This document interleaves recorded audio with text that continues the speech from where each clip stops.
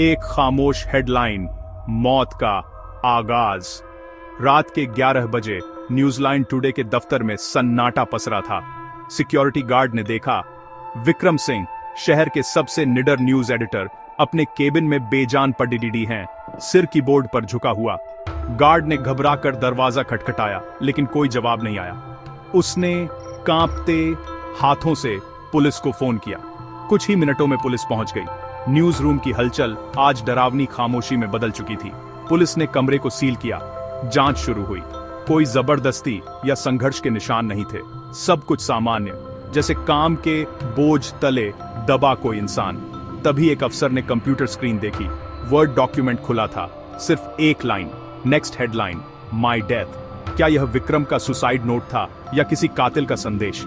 एक पत्रकार जो दूसरों की खबरें लिखता था, आज खुद एक रहस्यमयी खबर बन गया था। विक्रम सिंह की मौत एक पहेली थी। उनके आखिरी शब्द, उनकी मौत की भविष्यवाणी पुलिस के लिए चुनौती बन गए थे। यह आत्महत्या थी या कोई सोची समझी साजिश? पुलिस को अब हर पहलू से जांच करनी थी। अगली सुबह इंस्पेक्टर अजय शर्मा ने क्राइम सीन पर पूछताछ शुरू की। न्यूज रूम में तनाव था। कोई यकीन नहीं कर पा रहा था कि विक्रम अब नहीं रहे। रिया, विक्रम की करीबी रिपोर्टर, ने बताया वो पिछले दिनों परेशान थे, किसी बड़ी खबर पर काम कर रहे थे, धमकियां भी मिल रही थीं। पुलिस ने विक्रम के केबिन की तलाशी ली, फाइलें, कागज, लेकिन कोई ठोस सुराग नहीं। दरवाजा अंदर से बंद था। संघर्ष के निशान नहीं थे। सब कुछ आत्महत्या जैसा लग रहा था। विक्रम की पत्नी ने कहा वो सुरक्षा को लेकर चिंतित थे, पर कभी आत्महत्या की बात नहीं की। वो हार मानने वाले इंसान नहीं थे। पुलिस उलझन में थी। हालात आत्महत्या की ओर इशारा कर रहे थे, लेकिन विक्रम का व्यक्तित्व और करीबियों के बयान इस थ्योरी को नकार रहे थे। शाम तक मीडिया में बहस छिड़ गई। क्या विक्रम ने सच में आत्महत्या की? पुलिस ने बॉडी पोस्टमार्टम के लिए भेजी और फॉरेंसिक जांच शुरू करवाई। पुलिस को उम्मीद थी कि फॉरेंसिक रिपोर्ट से कोई नया सुराग मिलेगा।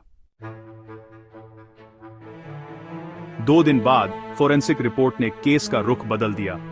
पोस्टमार्टम में मौत का कारण कार्डियक अरेस्ट बताया गया, लेकिन विक्रम के खून में एक दुर्लभ न्यूरोटॉक्सिन जहर मिला।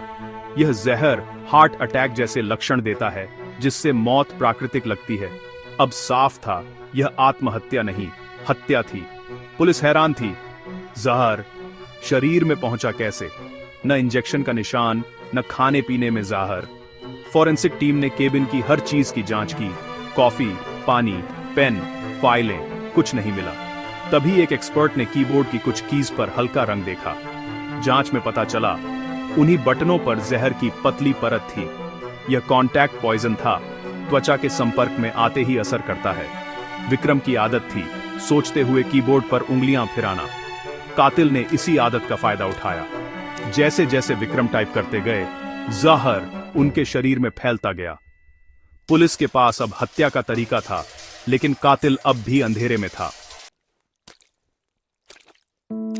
अब यह केस डिटेक्टिव निखिल को सौंपा गया। निखिल ने क्राइम सीन का दोबारा मुआयना किया। हर सुराग को विक्रम की नजर से देखने की कोशिश की। उन्होंने विक्रम के कंप्यूटर और ईमेल्स की जांच की। एक फोल्डर मिला, प्रोजेक्ट ब्लैक स्काई। इसमें दस्तावेज, बैंक स्टेटमेंट्स और एक ऑडियो रिकॉर्डिंग थी। दस्तावेज किसी बड़े घोटाले की ओर इशारा कर रहे थे, जिसमें शहर के बड़े नाम शामिल थे।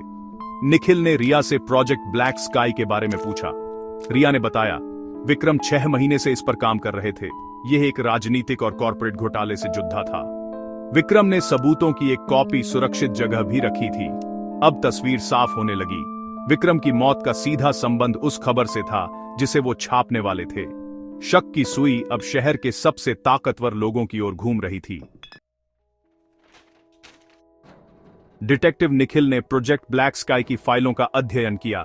दस्तावेजों से पता चला शहर के बड्डी इंफ्रास्ट्रक्चर प्रोजेक्ट में करोड़ों का घोटाला हुआ है। मास्टरमाइंड नेता रमन चौधरी, जिसकी छवि हमेशा साफ सुथरी मानी जाती थी।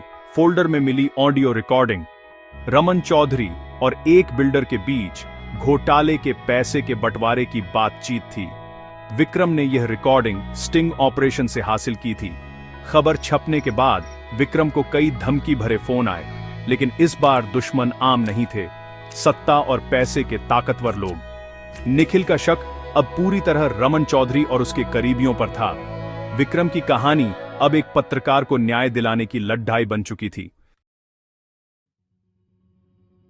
निखिल ने जांच का फोकस रमन चौधरी पर किया, लेकिन सीधे सबूत नहीं मिले। उन्होंने चौधरी के करीबी लोगों की लिस्ट बनाई। सबसे ऊपर नाम था आदित्य वर्मा का, जो चौधरी का पब्लिसिस्ट और इमेज मैनेजर था। आदित्य टेक्नोलॉजी का जानकार था, अक्सर पत्रकारों को महंगे तोहफे भेजता था। निखिल के दिमाग में घंटी बजी, जहर वाला कीबोर्ड क्या एक तोहफा था? उन्होंने ऑफिस में पता किया। विक्रम को मौत से एक हफ्ता पहले एक कुरियर मिला था, जिसमें एक नया हाई एंड कीबोर्ड था।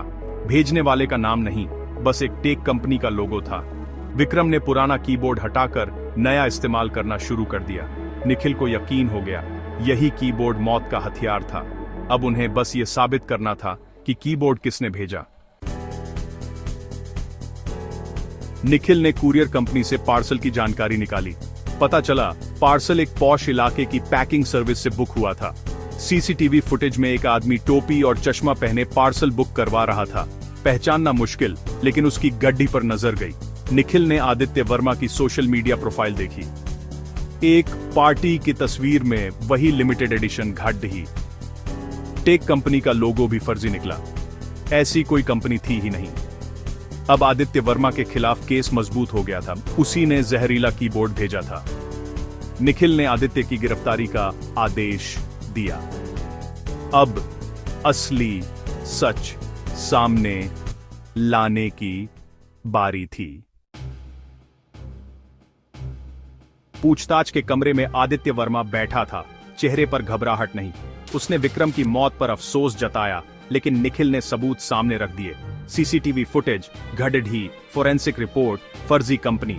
आदित्य का आत्मविश्वास डगमगाने लगा। निखिल बोले, तुमने सोचा था कि तुम बहुत चालाक हो, लेकिन सच कभी छिपता नहीं। आदित्य टूट गया, गुनाह कबूल कर लिया। बताया, रमन चौधरी ने विक्रम को चुप कराने का आदेश दिया था। मैंने डार्क वेब से जहर खरीदा, कीबोर्ड पर लगाया, फर्जी कंपनी के नाम से भेजा। सोचा था कोई नहीं पकड़ डी आज पाएगा। आदित्य के कबूलनामे के बाद पुलिस ने रमन चौधरी को भी गिरफ्तार कर लिया। सत्ता और पैसे के खेल में एक पत्रकार की हत्या हुई थी, लेकिन अब दोनों गुनहगार सलाखों के पीछे थे। डिटेक्टिव निखिल ने साबित कर दिया, कोई भी अपराधी कानून से बच नहीं सकता। यह कहानी दिखाती है कि सच लिखने की कीमत कभी कभी जान देकर चुकानी पड़ती है। विक्रम सिंह जैसे पत्रकार लोकतंत्र के सच्चे सिपाही हैं, जो भ्रष्टाचार के खिलाफ लड़ते हैं। इस केस ने साबित किया, अपराधी कितने भी चालाक हों, कानून की पकड़ से नहीं बच सकते। डिटेक्टिव निखिल और उनकी टीम ने जटिल पहेली सुलझाई, दोषियों को सजा दिलाई। लेकिन यह कहानी एक चेतावनी भी है। पत्रकारों की सुरक्षा बेहद जरूरी है। जब एक पत्रकार पर हमला होता है, तो ये सच की आवाज को दबाने की कोशिश होती है। हमें ऐसे बहादुर पत्रकारों का समर्थन करना चाहिए, क्योंकि स्वतंत्र प्रेस के बिना स्वस्थ समाज संभव नहीं। अगली बार जब कोई खबर पढ़ें, उस पत्रकार के साहस को याद करें और जुर्म के खिलाफ आवाज उठाना न भूलें।